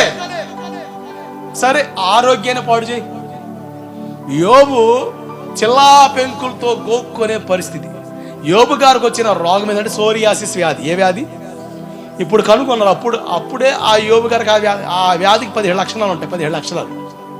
గోర్లు ఊడిపోతూ ఉంటాయి, జుట్టు ఊడిపోతూ ఉంటుంది, మనిషి నల్లగా మసిబారిపోతా, కురుపులు, దురద, గోకే కొలది గోకలం పెద్దది, దురద, జిల జిల జిల జిల.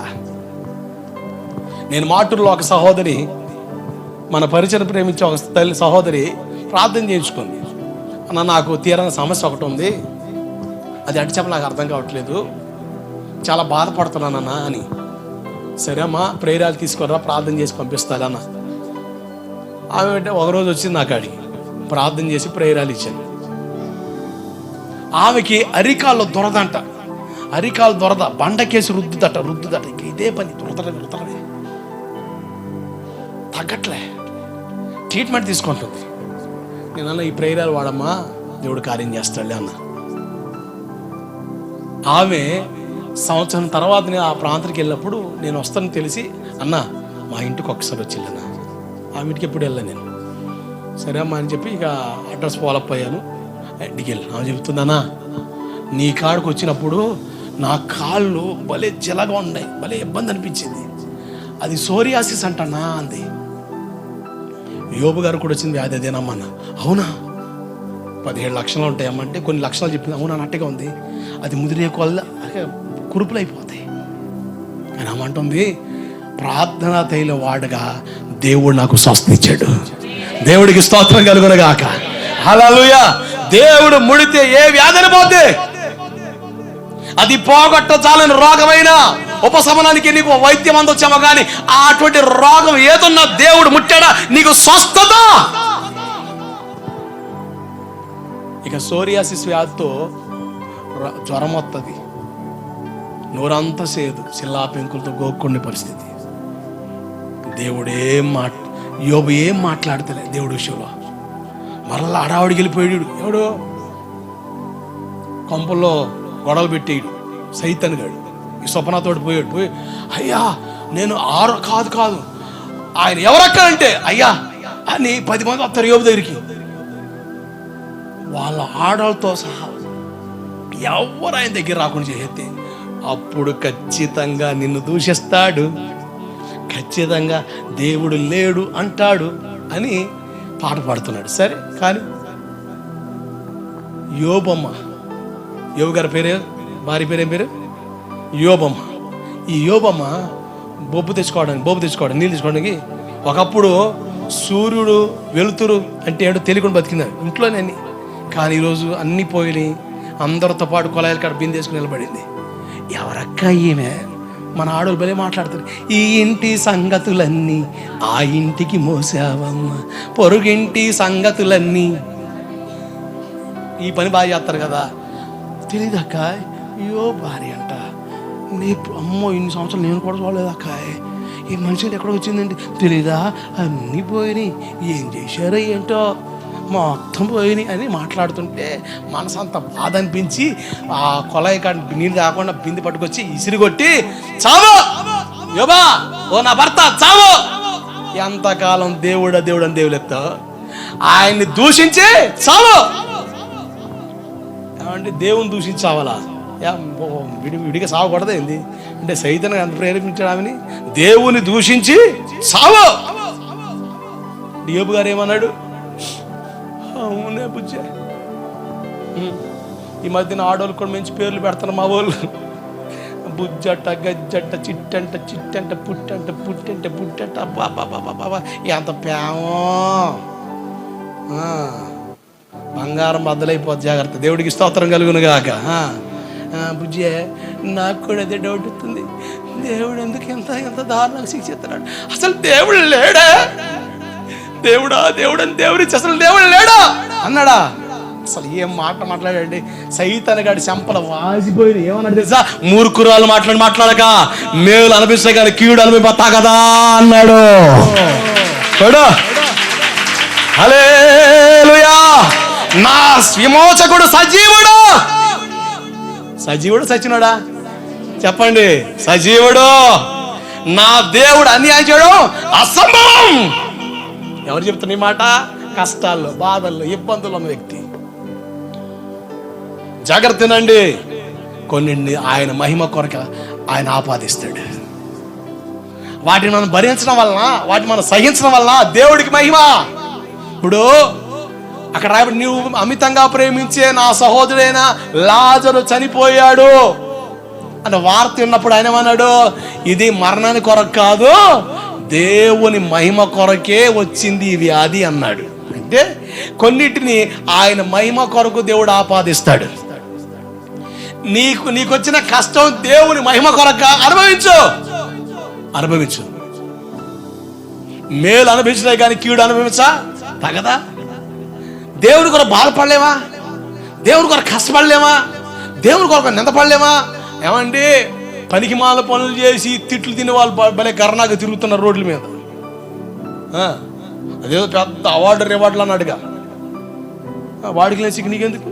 నువ్వేం తప్పు చేసి ఏం చేయలేదు, భక్తి చేస్తున్నావు, ఉత్తమైందని కోరుకున్నావు. అందుకని దావీదు గారు అంటాడు, ఉత్తమైందని కోరుకోవడం వల్ల అనేకులు నాకు శత్రువులు అయ్యారు అంటాడు. మనం మంచిదాన్ని కోరుకుంటే, ఓ అబ్బో పాతన పోతుందే ఈ మనిషి, ఓ అబ్బో వీడు పాతన పోతున్నాడే అని వ్యంగ్యంగా మాట్లాడేవాడు. మాట్లాడండి, దేవుడికి స్తోత్రం. అమ్మా అయ్యగారు చర్చికి వస్తుంటే ఎట పడితే అటు మాట్లాడుతున్నారు, మనసు ఇరిగిపోయింది అయ్యగారు. బాబు గిన్నె ఇరగడానికి, తెపాలం ఎరగడానికి, సొట్ల పడడానికి ఇరిగిపోయింది అయ్యగారు. నాకు చర్చికి రాబోద్దు కావట్లేదు అయ్యగారు, మళ్ళీ బాదుకుంది అయ్యగారు. నిజమా? పంది లేకపోతే అంటున్నావేందంటే నేను ఎట్టగా తింటా. అప్పుడు మాత్రం నన్ను పంది అంటావా, నేను తిన్నాను అంటావా? అబ్బాయి నువ్వేదనకు నేను తింటా. ఏందిరా పిచ్చుకోకలా తిరుగుతానంటే నేను ఎట్టగే తిరుగుతా. అక్కడ మాత్రం నో బాధ, నో చింత, ఎక్స్ట్రా డైలాగ్లే. కానీ భక్తి విషయంలోకి వచ్చేవాడు ఎవరు ఏదంటే భలే టచ్ మీ నోటి ముడిసిపోతాలా. అందుకనే మన క్రైస్తవులు భలే ఏడుపు కొట్టి పాటలు ఎక్కువ ఉన్నాయి. ఏ పాటలు అండి? ఏడుపు కొట్టి పాటలు ఎక్కువ ఉన్నాయండి. ఎక్కి ఎక్కి ఏడుపు వచ్చినా ఎక్కిరింతల పాలై, ఇంక పొద్దుత్తమా అని ఇదేనా? దేవుని కోసం ఒక నింద పడలేవా? ఒక బాధ అనిపించలేవా? నేను నార్త్ ఏరియాకి రాజస్థాన్ ప్రాంతంలో ఒక పాస్టర్ తలకాయ పగలగొట్టారు. అక్కడ దేవుని దగ్గర నీ బాధ నీకు అట్లా ఇది కాదు, దేవుని కొరకు రోషం కలిపడదుగో, ఆయన కొరకు నిందపడు, ఆయన కొరకు బాధ అనిపించు, ఆయన కొరకు ధైర్యం కలిపడదుగో. ఇది అక్కడ బాధ. ఇంకా A4 యాపిల్ B4 బ్యాటండి అండి. ఎన్ని సంవత్సరాలు భక్తి చేసినా ఇంకా పసిపిల్లగా పాలు తాగుతుంటావా? బలమైన ఆహారం తీసుకో, దేవుని కొరకు బలపడు. ఎన్ని బాధలు వచ్చినా, ఎన్ని కష్టం వచ్చినా అది దేవుని మహిమ కొరకదని అనుభవించు. నీ చిత్తమే సిద్ధించును గాక. యేసుప్రభులు ఏమన్నారు? నీ చిత్తమే. ఒక మనిషికి ఆక్రాంతి చెంది, అయ్యా ఈ పాత్ర తొలగించంటే దేవుని చిత్తం తెలుసుకుంటారు అంటే నీ చిత్తమే సిద్ధించును గాక, నా ఇష్టం కాదు, నీ చిత్తమే. దేవుడు కొన్నిసార్లు ఆయన మహిమ కొరకు కొన్ని సమస్యలు మనకు ఆపాదిస్తాడు. అది మనకు మహిమ, దేవుని ఘనత, అది మనకు దీవెన. అది దీవెనే. నిందలను వందలుగా మార్చేస్తాడు, శ్రమలను పరిశ్రమలుగా మార్చేస్తాడు, నీ పరిస్థితులని కలగని వారిని మార్చేస్తాడు. ఎప్పుడో తెలుసా? దేవుని మహిమ కొరకు మన జీవితాలను కట్టుకున్నప్పుడు. ఒక మాట చెప్పి ముగిస్తా. యెషయా పుస్తకం 43:7 చదవండి. ఈ మాట చూసి మిగతా విషయాలు వచ్చే వారం చూద్దాం. దేవుని మహిమను గురించిన, ప్రత్యక్షతను గురించిన వివరాలు. నా మహిమ నిమిత్తం నేను సృజించిన వారిని అంటే దేవుడు దేనికోసం చేసిన మనల్ని? ఈ మట్టి ముద్దకు ఎందుకు ఈ రూపం ఇచ్చాడు? ఈ మట్టి ముద్దకు ఎందుకు ఈ రూపం ఇచ్చాడంటే ఆయన మహిమ కొరకు. దేవుని మహిమ కొర మనం బ్రతకాలి. దేవుని మహిమ కొర మనం బ్రతకగలిగితే మన జీవితాలు కూడా కనపరచబడతాయి.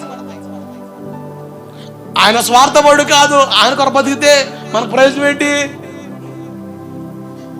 ఏమండి, కొంతమంది విచిత్రంగా అడిగే మాట, దేవునికి మన ప్రయోజనం ఏంటండి? బోతింటి నీకు ఉపయోగం ఏంటి? వాడి పనులు పనికి వెళ్తే ఉపయోగం ఏంటి అంటే నువ్వేం సమాధానం చెబుతావు? దీనికి కూడా అంతే, అది నీకే ప్రయోజనం. మనం దేవుని కోసం బ్రతకడం వలన మనిషి మనిషిగా బ్రతకగలుగుతాడు. ఈ వాక్యం మనిషిని మనిషిగా బ్రతకనిస్తుంది. మనలో విచ్చడిగా ఆలోచన చంపేస్తుంది. పాప బీజం తొలగించేస్తుంది. వాక్యం అని విత్తనం మనలో పడితే, ఈ వాక్యం మనలో మొలకెత్తితే, అది మహావృక్షంగా మారితే మనం ఫలవంతమైన క్రైస్తవులుగా దేవుని పిల్లలుగా మారుతాం.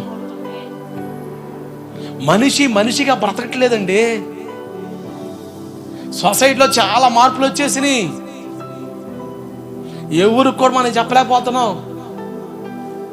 ఏం చెప్పినా కూడా రివర్స్ గేర్ వేస్తున్నాడు, ఒక్కొక్కడు రివర్స్ డైలాగ్ వేస్తున్నాడు. అంటే ఎంత బుద్ధిహీనంగా మనిషి ప్రవర్తిస్తున్నాడు, ఎంత అజ్ఞానం బ్రతున్న మనిషి, ఎంత మూర్ఖత్వం మనిషిలో ఉంది. రోజులు గడిచే కొలది మనిషి చెడిపోతున్నాడు తప్ప బాగుపడే పరిస్థితులు కనబడతలేదు. అసలు దేవుడు ఎందుకు చేశాడు నిన్ను? ఆయన మహిమ కొరకు చేశాడు. ఆయన మహిమ కొరకు దేవుడు చేశాడు. నేను చాలాసార్లు ఈ విషయం చెప్పాను. నేను పెనుగొండ అనే ప్రాంతంలో ఎంసీఏ కాలేజీలో క్రిస్మస్ కూడికకు నన్ను వాక్యం చెప్పడానికి పిలిచారు. అక్కడ ఉన్న ఎంసీఏ కాలేజ్ స్టూడెంట్స్ ప్రతి ఏట వాళ్ళు క్రిస్మస్ ఏర్పాటు చేసుకుంటారు. ఒక సంవత్సరం నన్ను స్పీకర్గా వేశారు ఎంసీఏ కాలేజ్ స్టూడెంట్స్. ఆ కాలేజ్ స్టూడెంట్స్ ఓల్డ్ బ్యాచ్ ఉంటారు కదా, వాళ్ళకంటే సీనియర్స్, వాళ్ళు కూడా కలగలిపారు. ప్రతి ఏట ఆ కాలేజ్ నుంచి ఎన్ని బ్యాచ్లు ఆ బ్యాచెస్కి వీళ్ళు ఇన్ఫర్మేషన్ ఇస్తారు. అట్లా ఆ కాలేజీలో చదివి ఒక సీనియర్ సిస్టర్ ఉంది. ఆమె చాలా చక్కనిదండి, చాలా చక్కనిది. కానీ ఒక చెయ్యే, ఇంకో చెయ్యి లేదు. మొండి ఇక్కడ దాకా ఉంది. ఈ చెయ్యి బాగానే ఉంది, ఈ చెయ్యి ఎక్కడ దాకా ఉంది. ఎంసీఏ చదివింది ఆ పిల్ల, చాలా అందంగా ఉంది, చాలా చక్కగా ఉంది. కానీ సంబంధాలు రావట్లేదు. ఎందుకు అంటే చెప్పే లోపం ఏంటంటే అమ్మాయికి ఒక చెయ్యే ఉంది. వాళ్ళ తమ్ముడు కానిస్టేబుల్. నేను ఆ ఏరియాలో వాకింగ్ చెప్పడానికి వెళ్ళినప్పుడు వాళ్ళ తమ్ముడు కానిస్టేబుల్గా కొయ్యలగూడెం పోలీస్ స్టేషన్లో ఉన్నాడు, మా ఏరియాలో. ఎక్కడమ్మని అడిగితే కొయ్యలగూడెం సార్ అంటే అది మా ఊరే అన్న, మా ప్రాంతం అది కొయ్యలగూడెం స్టేషన్ అది. అక్కడ కానిస్టేబుల్ సార్. మా తమ్ముడు కూడా ఏజ్ బారైపోతుంది.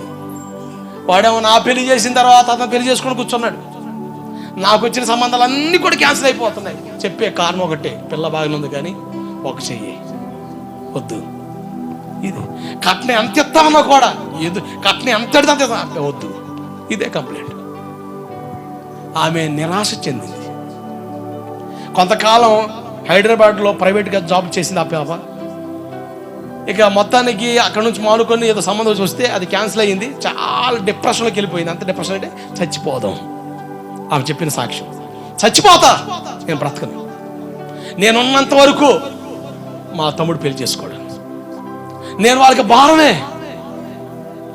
దేవుడు ఎందుకు నన్ను ఇలా చేశాడో నాకే అర్థం కావట్లేదు. దేవుడిని నమ్ముకున్నా, ఎంత నమ్మకంగా ఎంత విశ్వాసం ఉన్నా నాకు తెలుసు, ఎంత ప్రార్థన చేస్తున్నా కూడా ఎందుకు నా జీవితం ఇలా ఉంది అన్న వేదనతో ఆమె కన్నీటి పర్యంతం అయిపోయి ఒకే ఒక డిసిషన్, ఫైనల్, చచ్చిపోవడమే.